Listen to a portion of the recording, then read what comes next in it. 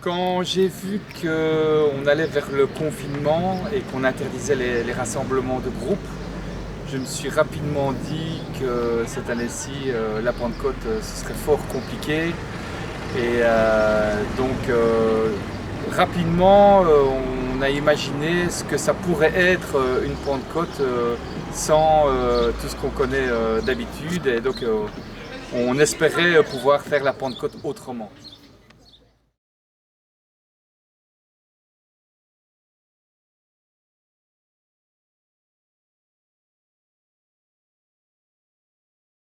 Alors quand les décisions sont tombées, évidemment, ça a été une toute grosse déception parce que, comme on dit chez nous, la Pentecôte c'est un peu notre nouvel an aussi. Et c'est quelque chose auquel tout le monde tient ici. Et donc évidemment c'était très difficile à avaler et on en a beaucoup parlé. C'est vraiment triste, c'est quelque chose qui nous tient vraiment fort à cœur et on aurait aimé pouvoir, en plus cette année-ci, voilà, on annonçait du super beau temps, donc c'était vraiment bien dommage de ne pas pouvoir aller jusqu'au bout de notre passion.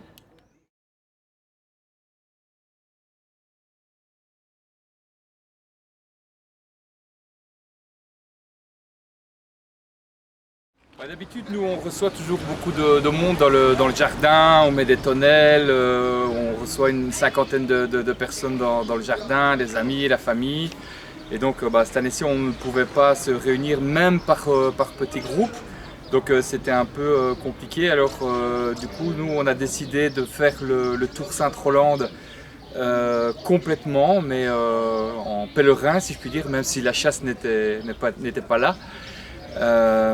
Et donc avec quelques amis et par petits groupes, on a fait le tour et puis on a terminé la journée quand même en buvant un verre ensemble, mais en respectant les distances pour essayer d'éviter un maximum d'être trop proches les uns des autres et de prendre des risques parce que même si c'est notre passion, c'est quand même avant tout la santé qui compte et essayer un maximum de ne pas diffuser ce virus plus que c'est déjà le cas.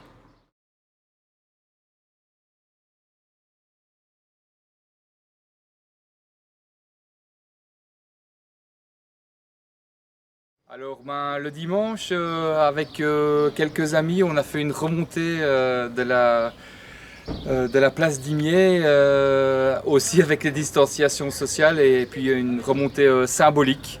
Parce que c'est un des moments forts à Imier le dimanche vers 17h30 et on s'est dit que ce serait chouette de marquer le coup et de remonter cette place symboliquement à quelques-uns.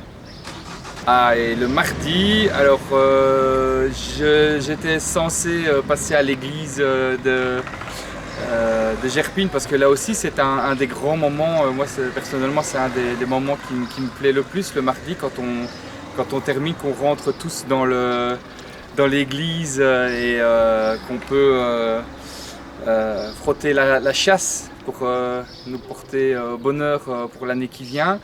Je n'ai malheureusement pas pu aller à l'église le mardi, mais j'ai eu la chance de pouvoir malgré tout toucher la chasse cette année, puisqu'avec Télésambre où je travaille, on a diffusé la messe qui était faite par monsieur le curé, avec la chasse qui était sortie et le mini pèlerinage qui passait devant les drapeaux. Devant l'église et on a retransmis ça le dimanche, dans la nuit du dimanche au lundi et je crois que ça a touché beaucoup de gens. Et donc comme j'étais présent à l'enregistrement, j'ai eu la chance et le privilège de pouvoir toucher la chasse cette année.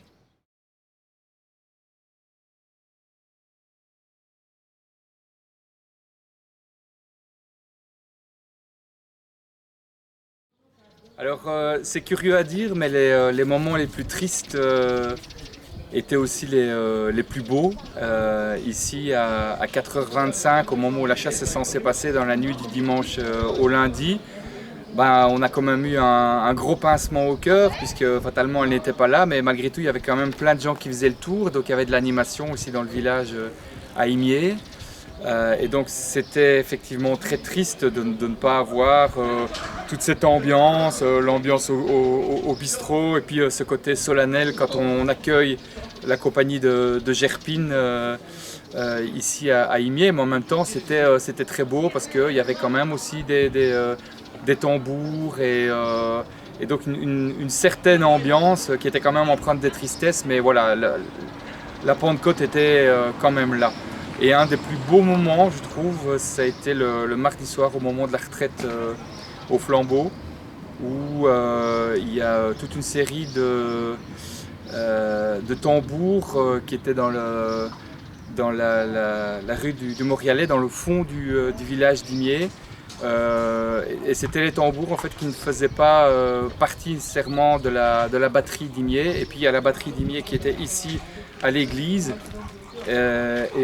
Quand la batterie du Morialet a remonté la place, c'était quand même émouvant et super sympa. Et puis il y avait quand même pas mal de gens qui regardaient aussi. Et donc finalement, on a vécu cette Sainte-Rolande de manière totalement différente de ce qu'on fait d'habitude, évidemment. Mais on a quand même le sentiment d'avoir eu une Sainte-Rolande et de l'avoir vécue autrement. On aurait voulu la vivre pleinement, ça n'a pas été le cas, mais on a quand même eu notre Sainte-Rolande cette année.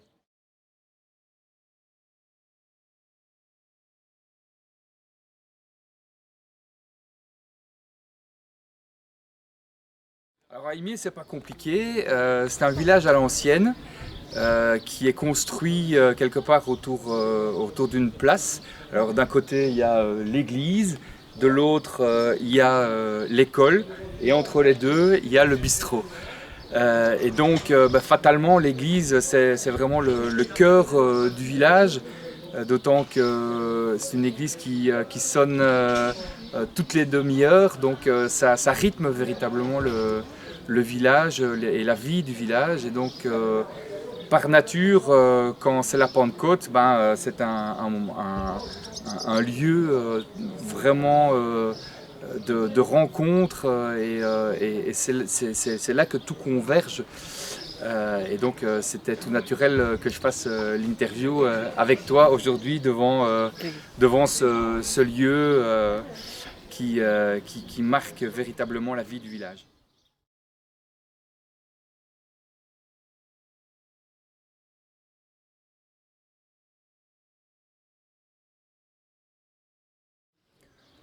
Qu'est-ce que je pourrais bien t'ajouter? Non, simplement que en 2021, j'espère qu'on se retrouvera tous pour une Pentecôte qui sera encore 2 fois plus festive que d'habitude, et puis que tous les villages de l'entité puissent enfin se retrouver et faire la fête tous entre potes.